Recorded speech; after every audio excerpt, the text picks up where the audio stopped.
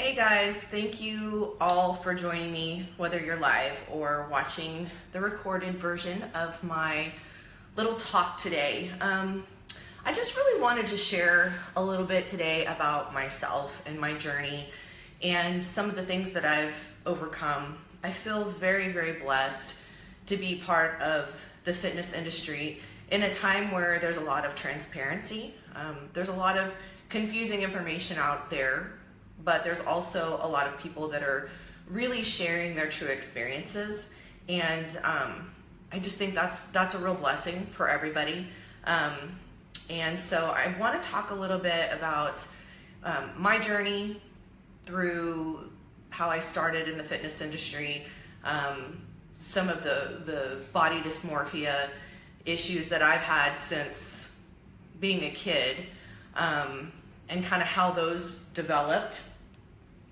And then, the yo-yo dieting and the binge eating and all the things that ensued, and the result, which was the metabolic problems, and then what I've done since then to recover, and how I now help a lot of other people with similar issues and or avoiding getting into the same situations that I ended up in. So I'm really excited to be able to share this today. I want this to be a little bit more intimate, not just information. I just want to give you guys just a little bit, let you know a little bit about who I am. And so kind of starting from the beginning, growing up, I would say that I would consider myself the ugly duckling. I was really teased and bullied a lot growing up. So I already kind of carried around some body dysmorphia issues because a lot of the teasing was about, the way I looked. And so there was kind of always some insecurities around that. And so I do believe that in a lot of ways pushed me towards the fitness industry. Some of the bullying even pushed me to wanting to feel stronger. And I found that in the gym. I found as I got physically stronger, I felt mentally and emotionally stronger too. And so that was a huge benefit. And the gym has become, for me, just a very, almost holy place. It's a place that I go to really become one with myself, to push myself, to develop myself. And if you follow me on social media, you'll see that a lot of the things that I do are about strength. They're about power. In terms of whether it be strong lifting weights, whether it be kickboxing, where I feel very capable of taking care of myself and defending myself, some of the other things that I do, the yoga helps to balance me. But these are all things that help to strengthen and make me feel empowered. I think as women, it's very important, and I love that I get to work with a lot of women and help them find their own empowerment through exercise, through fitness, and through the nutrition piece, and through finding peace within themselves in terms of, and men and women, in terms of their ability to make good, healthy, nutritious choices for themselves without having kind of that battle with food. So some of the bullying happened. There were some of the insecurities. I was able to battle those a lot through finding training, finding exercising, finding weight training. I actually started powerlifting when I was in high school, which really made me feel powerful. I actually came in, I think sixth against the guys in my weight division. Of course, in high school, a lot of the guys are small, but still, we weighed the same, but I still was able to beat a lot of them and really feel strong. And for me, that was really, really important. And so as time went on, and I went and did a lot of different things in my life. I went and had my 2 kids, worked in the corporate world for a long time, and always I maintained fitness as part of my life. And after finishing up with the corporate project that I did, I really decided to dive back into my passion, which is in the fitness industry. And at that point, I decided to do a competition. And I decided to compete in figure.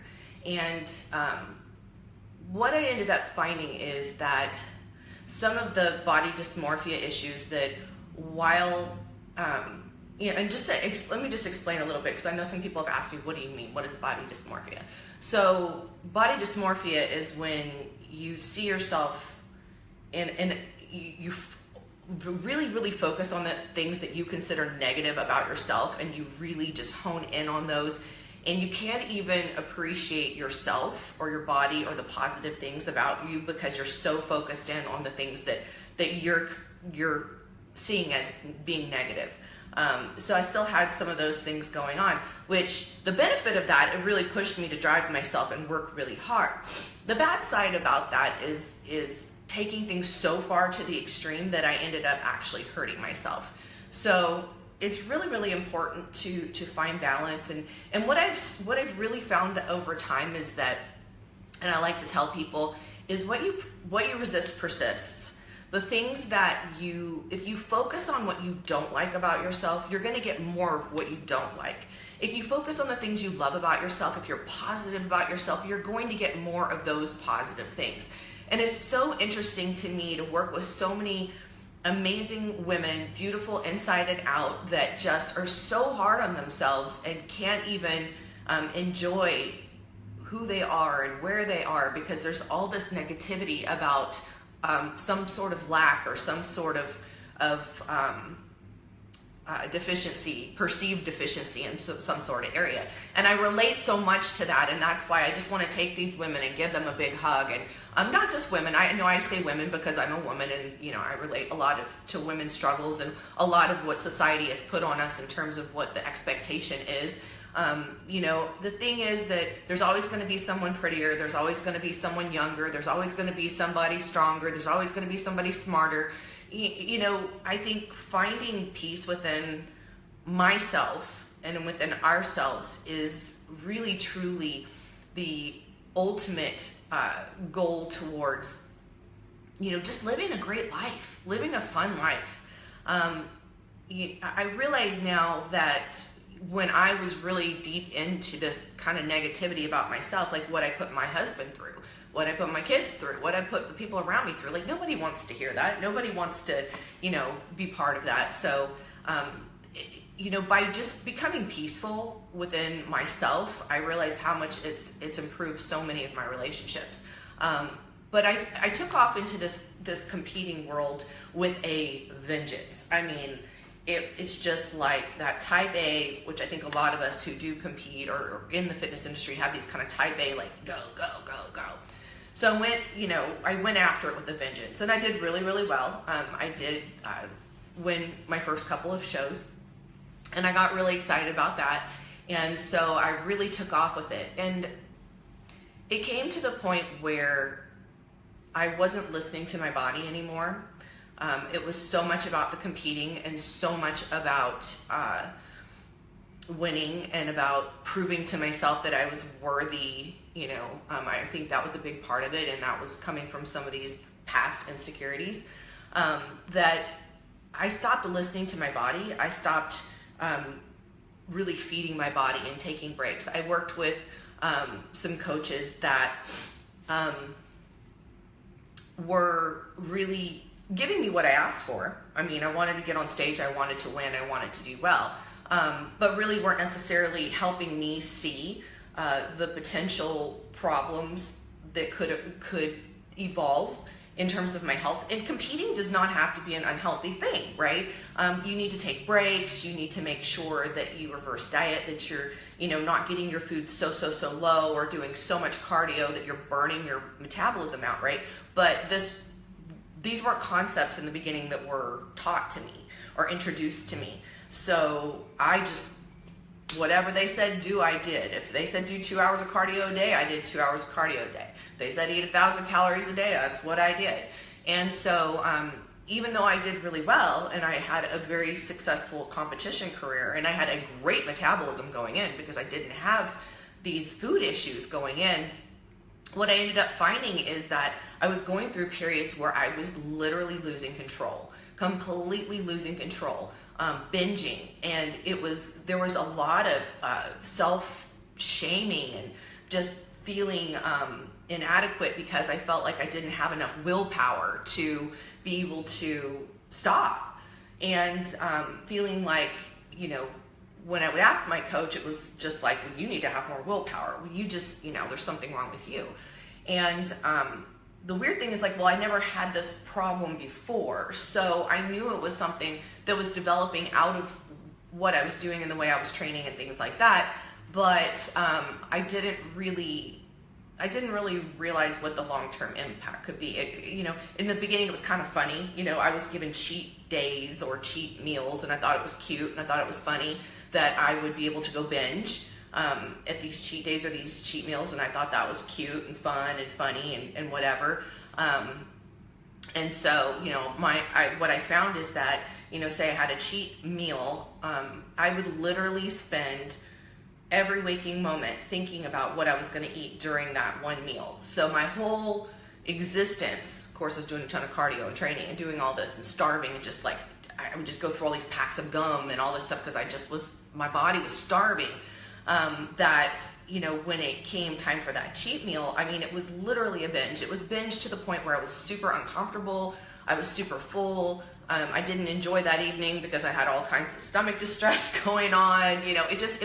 It wasn't healthy, but then the cycle would start all over again. Okay, now I'm back to, these really strict, these, my 5 or 6 foods I was allowed, and like, it just, was back to that again. So what I found is I got further and further and further and further out of balance. I no longer knew how to moderate my food. I didn't know what a serving size was. I mean, if I wasn't eating like chicken and broccoli and brown rice or whatever I was assigned for that particular meal, if I had an opportunity to eat something else, it was completely out of control. I mean, it went to the point where, and my husband tells these stories sometimes because he thinks it's funny, but it's really sad. He would have to put coffee grounds on top of things in the garbage so I wouldn't go pull them out of the garbage and eat them. I mean, I literally couldn't have things in my house. It was just really scary and unhealthy. And, this didn't happen right away. It developed over time as I was doing, all these competitions, and I was overtraining and under eating for these long periods of time where my body was just fighting me. My hormones were just, the signals to my brain were going, eat, eat, eat, eat. And at the time I really didn't understand it, and since then, I've been blessed to work with some really incredible coaches. I've worked with some wonderful people in the medical field. I've gotten to really get a lot better grasp on how the hormones are functioning and how the endocrine system works and what's going on. I did a prior Facebook Live, so if you want to go back and listen to it, where I talk a lot about the hunger hormones and the satiation hormones and why even when you're physically uncomfortable, you can still feel hungry when the body is out of whack, when the hormones are out of whack. And that was going on with me. So I literally felt like I was crazy because as soon as the pain of eating too much was gone, I could eat more. I wanted to eat more. It was like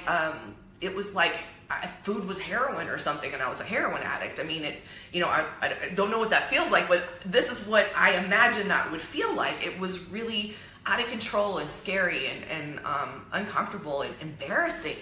I couldn't go to the mall because I was afraid of the smells. I couldn't go to the movie theater because I couldn't be around the food. Like, I was completely isolating myself because I couldn't handle being in social situations and dealing with food being there. And if anybody relates to that situation, I really suggest take a look at it, guys. Put your health first. It doesn't have to get to that point. You can achieve your goals without ever getting to that point. It might take longer. It's worth it. I cannot tell you how many people, and I've been blessed to work with so many people and help, guide them into not getting into this situation. But I've also told people my story that I've watched them still going headfirst into it. And I talk to them, on the other side of it. And I'm like, God, don't you wish you would have listened? Don't you wish you would have taken longer to lean out for that show or whatever that goal was? And not one person has told me, no, I don't wish I would have done it differently. So, when I'm coaching people, I'm really hoping that they utilize some restraint. I'm hoping most of the time, a lot of people that do come to me already have had these experiences and are realizing they need a different way. So I am blessed with that. And at the same time, they have to be patient. They have to be patient while they recover. when your hormones are out of whack like that, they are not going to come right back. They're not going to bounce back overnight. They didn't get there like that overnight. They're not going to bounce back overnight. So anyway, back to my story. So I'm doing these competitions. I'm realizing I'm having these binging problems.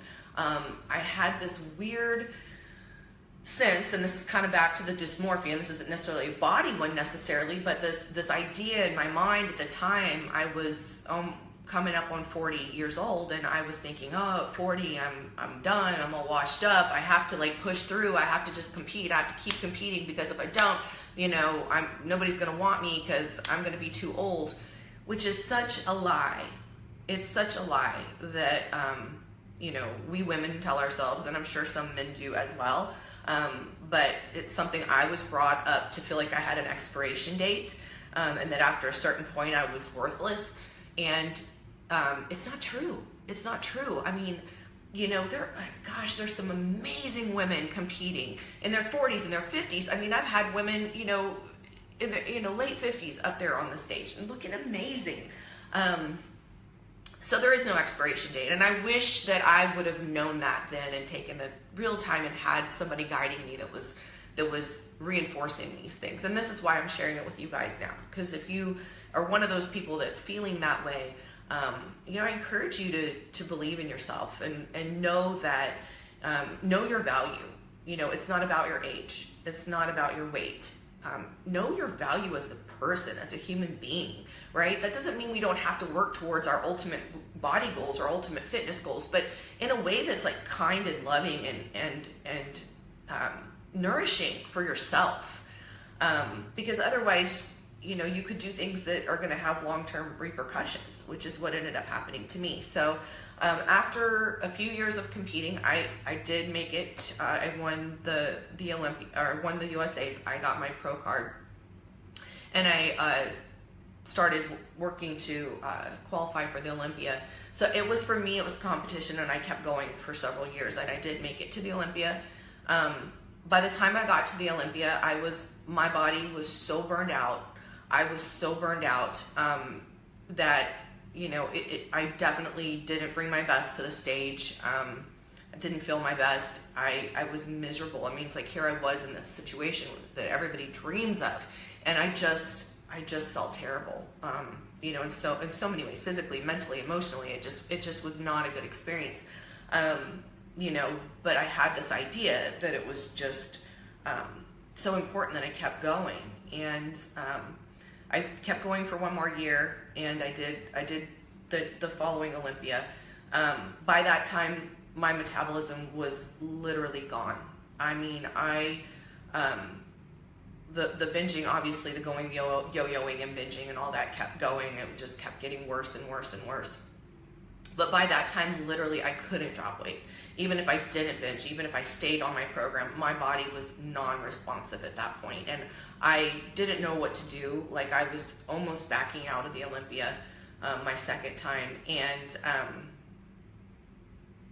I ended up having to do a juice fast just to kind of lose the last little bit and get on stage and look presentable. Again, did not put my best package on the stage. At that point, my digestion was gone. I mean, I had been going, and I know this is TMI, but I want you guys to understand like what the effects of this can be on your body. I mean, I ended up going to get colonics.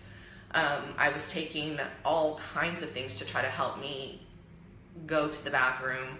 Obviously, I wasn't having a period. I was just a mess. And God, it's like really kind of a little bit emotional to even revisit that. And I finished competing there, and I asked my coach what to do, and my coach knew that, you know, about the juice fast, and I was burned out and all this stuff. And I had pulled a muscle as well, just because my body was just going. And you know, I asked him, you know, what now? And he just was like, well, basically you're done, you know. So I felt kind of thrown away. I kind of felt like, wow, you know, like the whole thing, okay, I have no more value. it was really a weird time. It was a time I should have been really excited and proud and everything else. And yet I felt just, at the very bottom, like I was like, I didn't know where to go. So that's when I really dug in.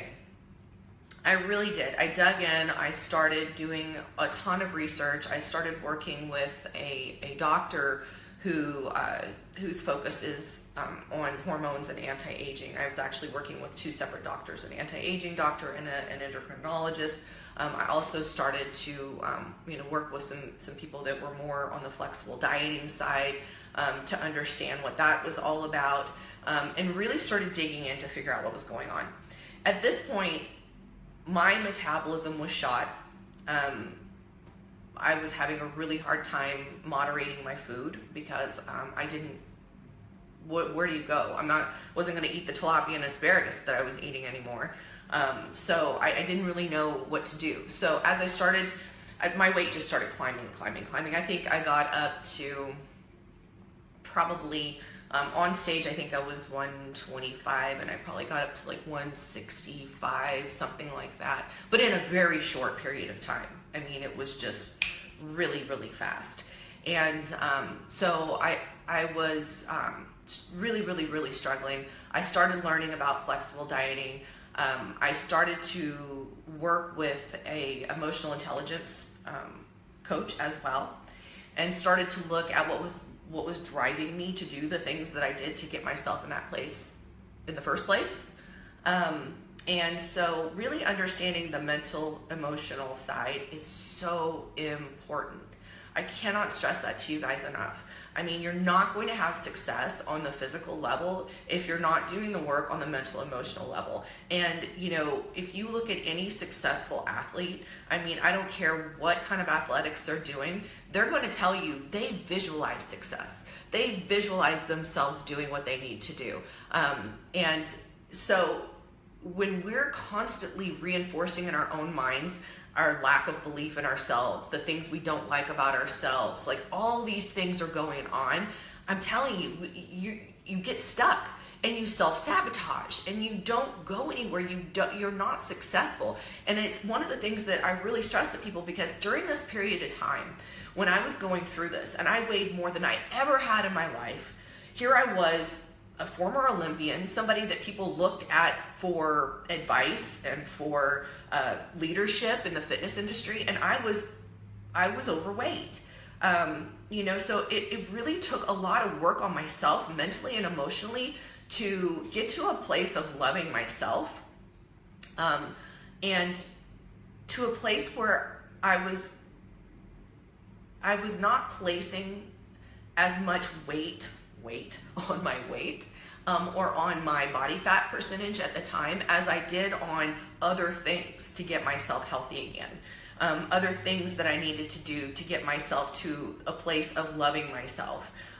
And so some of that was, learning the nutrition piece, which, obviously, a lot of you guys know that I teach flexible nutrition, and reverse dieting is a big part of that, and that was a big part of the way that I was able to fix my metabolism. And I will tell you that, and a lot of the ladies I work with, I have them, run some tests for their hormones. A big part of it, there was a hormonal piece, there was a mental and emotional piece, and there was the physical execution piece. And I had to just be okay at the weight I was, at the place my body was. I needed to just be okay there, while I was fixing all the other stuff, before I could then move forward in terms of looking at weight loss and then ultimately weight maintenance. And this is a big, big, big struggle for so many people. And believe me, and this is gonna be, believe me, when you guys are going through it, like, I feel you, I get it. Oh, sorry.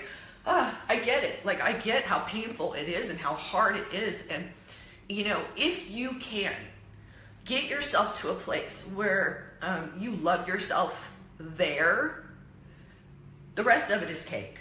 You'll get to your ultimate goal. And I see you guys struggle, and I know it does not happen overnight. It does not happen quickly. You have to keep working at it. You have to keep recognizing those negative thoughts when they come into your head and reframing. you know, if you try to talk yourself out of it, or you beat yourself up for having the thought, that doesn't work. You know, you have to be kind to yourself. You have to go, okay, you know, that thought came in, you know, I thought this negative thing about myself, but what am I happy with about myself? What do I love about myself? Starting to reframe this thinking, starting to redirect, you know, and helping your, because our brains are so powerful, you know, helping rewire our brains in a more positive way so that we can keep developing in that more positive way. It's so important. Okay, so that was one of the things I had to do, was really love myself in the body I was in. It wasn't the body I was at the Olympia with, and it certainly wasn't the body I'm in now, but I had to just be there and love myself there.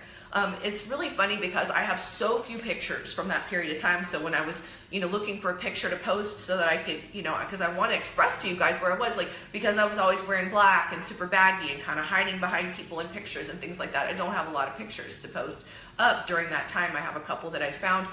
The one I posted 2 days ago, which has me in the green dress, I was actually handing a trophy to my son, who had just competed in that picture. That was already after I had started losing weight. I mean, I had lost quite a bit of weight at that point. You know, I was really on the upswing. So I actually felt comfortable putting on my little green dress and going up on stage. But you can see how different I was then compared to where I was now. But I had gotten it to the place, even in that green dress, where I loved myself. I felt beautiful, you know. I'm showing you guys to demonstrate, you know, that yes, I was there, and I want you to know I was there. And like I said, it's hard for me to even show you because I don't have a lot of the pictures, you know, because I had to get myself to a place where I even felt comfortable, you know, putting on something and going in front of people. So I get it. I get how hard it is, and I know how that feels. But at the same time, I know how liberating it is to be able to be in that body and still love yourself and still feel beautiful, and you know, wear something that still highlights the things you love about yourself, and focus on those things. So there's that mental emotional aspect. As far as the hormonal aspects of the metabolic damage and the period of time where you're recovering that metabolism, it's a little different for everybody. I think that we're done a big disservice in our medical industry in that our doctors tend to not want to run tests and check, you know, on thyroid. If they check your thyroid, they just look at TSH, where you need to look at your T3 and your T4 and your TSH. They're also looking at a range. So if you're at the bottom of the range, oh, you're in the range, great. Well, the bottom of the range might not be the appropriate place for you. So we really have to advocate for ourselves in our medical community and our world. And luckily I was blessed to, you know, work with a doctor who is a teacher and who spent the time really helping me understand what was going on in my body and helping me figure it out, because my thyroid levels were messed up because of all the yo-yoing.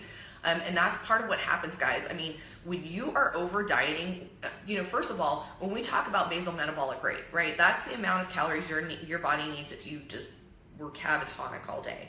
You know, and when you guys are dropping below that for long periods of time, you're sending signals to your body that you're starving.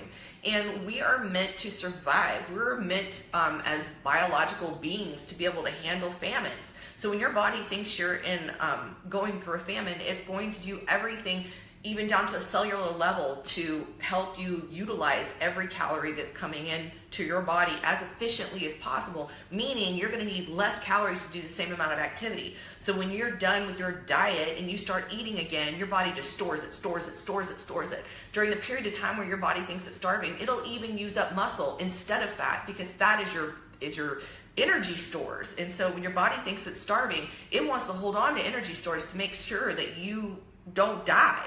So, you know, I had taught my body at this point, it was starving. So even when I put all that food in, it just stored it, kept on storing it, you know, and my hormones, it took a very long time to level them back out. So the thyroid was off. I also was looking at the balance of my progesterone and estrogen. Obviously, when you're training really hard like that, when you're dieting really hard like that, when you're stressed out all the time, I mean, remember, your body handles mental, emotional, and physical stress in the same way from a hormonal perspective. It releases adrenaline, it releases cortisol. Cortisol is made from progesterone. So I see this all the time in ladies that have been over dieting, overtraining for long periods of time. The progesterone gets low, and in ratio, in relation to the estrogen, they become estrogen dominant. So estrogen dominance also makes it very hard to lose weight, and we hold, weight in those areas we really don't want to hold weight in. And a lot of times women are like, why can't I lose this belly and this kind of thing? It's a lot of times because adrenal fatigue, the cortisol is burned out. The cortisol's been just burning, and then the progesterone's now depleted. So the estrogen and progesterone balance is off. The other thing, of course, as women, a lot of us are, start taking birth control, and doctors don't test your hormones. They just throw you on some birth control, and then, you gain weight, or oh God, antidepressants. Guys, big pet peeve for me. I love this doctor that I worked with that I keep talking about, and he did his thesis in medical school on antidepressants, and he talks about how, you're not suffering from a Prozac deficiency or a Zoloft deficiency. I understand, sometimes people go through things, and, there are times that medicines are needed, but I feel like in today's day and age, doctors are a lot more willing to give you an antidepressant than to actually look and see if you have a hormonal balance that's causing anxiety or causing depression or causing some of the other things that are going on. Because for me, that's what it was. It was my hormonal imbalance. And once those hormones got balanced, a lot of those feelings I was having of, mood swings and depression and like the anxiety and all the things, and some of that had to do with what I was going through in my body, but a lot of it had to do with my hormones that are out of whack. So sometimes birth control pills can get it further out of whack, and sometimes they can help out. They just kind of throw one at you and throw one at the wall and hope it sticks. So, if you're going through some of these things, I definitely encourage, running a test, doing some tests, seeing what's going on. My liver enzymes were also high, so I ended up doing a liver cleanse. So there was a number of things that I did to get things straightened out. I started doing supplementing progesterone with a bioidentical progesterone cream, and that helped a lot to get things in balance. And I started to supplement with a thyroid support, adrenal support. I did, like I said, the liver cleanse, got my liver enzymes back into order. So kind of looking at the things that from a hormonal and biological standpoint that were off and out of whack from all the things I had been doing. Reducing stress was huge. And getting enough sleep. I couldn't sleep at all, partly because my hormones were out of whack. So when your progesterone's low, it makes it really, really hard to sleep. So I was having a lot of trouble with that. And so I have no trouble sleeping anymore. I was literally taking Advil PM every single night, and that's really bad. It's been linked to Alzheimer's. So occasional is fine, but you don't want to be taking it every night. Same with Benadryl, same thing. Anyway, getting those things back in balance was really, really important. So to getting the metabolism going again. So that kind of covers the mental, emotional, the hormonal and biological, and then from a nutrition standpoint, I cannot stress enough the benefits of reverse dieting. And it requires being patient. While you're reverse dieting, you're not going to necessarily lose weight. While I say that, I do have clients that are freaking amazing that continue to lose weight throughout their reverse diet. I do make an effort to start them a little bit lower so that they start out losing, and that as we're building the metabolism, a lot of times that it continues. So they do continue to drop, and sometimes we plateau at a certain point. But the thing that I stress is the goal of reverse dieting is not weight loss. The goal of reverse dieting is to build the metabolism so that when you start to work to lose weight, you have room to work with. If you're maintaining your weight at 12 or 1400 calories, how are you going to lose weight? So if somebody comes to me and says, hey, I'm eating 1400 calories a day and I need to lose 20 pounds and I want to get on stage in 12 weeks. Well, how? I mean, what are you going to do? Are you going to take, do 3 hours of cardio a day, or, to drive the metabolism further into the ground? I can't stress to you guys, it is not worth it. Take the time, do the reverse diet, build your metabolism, do a slow prep. I mean, I love competitions, obviously. I mean, that's what I do. That's my, that's a big basis of what Fit Body Fusion is all about. And I will tell you, at a point when I was going through all this and I was seeing all these people who were suffering for the metabolic damage and all these other things, I almost wanted to pull away. And at that time, my husband, bless him, told me that's where you're needed the most, because that's where people are getting taught things that are hurting them. So somebody needs to be an advocate in the bodybuilding industry. Not that I'm the only one, but certainly, we need more advocates, more people that are saying, hey, listen to your body, do it, compete, have fun. Those things are awesome goals to have. It's a blast. And at the same time, do it in a way that's going to make sure that you're looking out for yourself long term, that you're going to be able to stay healthy for a long time.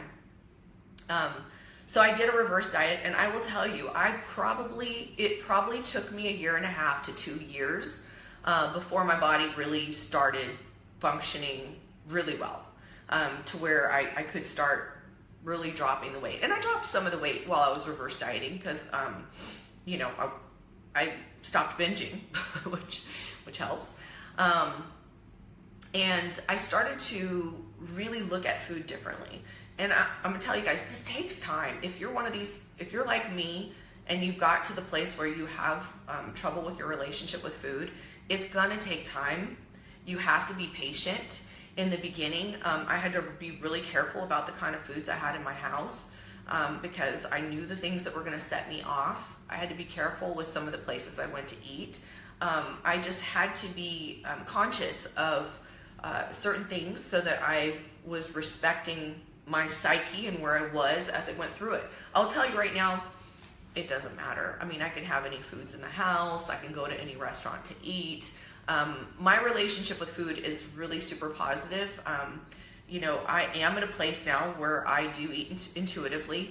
I will go for a week or two and track macros. Sometimes it's just so that my clients, can see some ideas for foods and things like that.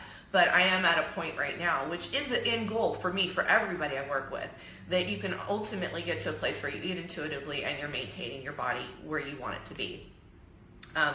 So it took me about, like I said, 1.5 to 2 years of reverse dieting, then carb cycling, to lose the weight, to get to, and back and forth between reverse dieting and carb cycling till I found that sweet spot where I was maintaining, the physique that I wanted, the body composition, because weight is one of those things. People are always tripping about weight, and I tell people I'm about, I don't know, 5'4.5", 5'5", something like that. And for me, somewhere between 140 and 143 is usually about where I'm comfortable, where I can, and for me, eating somewhere between 22 and 2,400 calories for me is comfortable. I don't necessarily, I could eat more than that. I could reverse myself higher than that.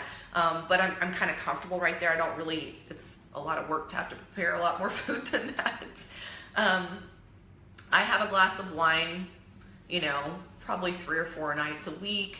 I eat a dessert every day. I have something, even if it's small, I'll have a little ice cream bar or something, or, sometimes I'll have something a little bit more decadent if we go out to eat or something like that.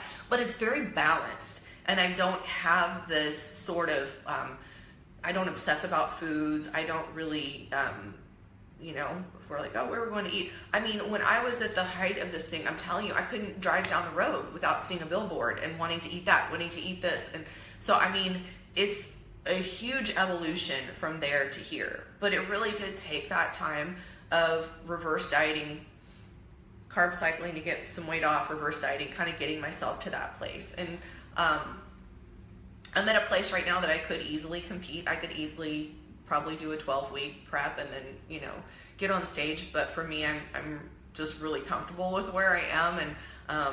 And I want to give my attention to the people that I work with and that are doing competitions. I found that when I was competing and coaching at the same time, I wasn't really able to give myself fully because it is a little bit of a selfish sport. You know, you got to kind of be in your own space.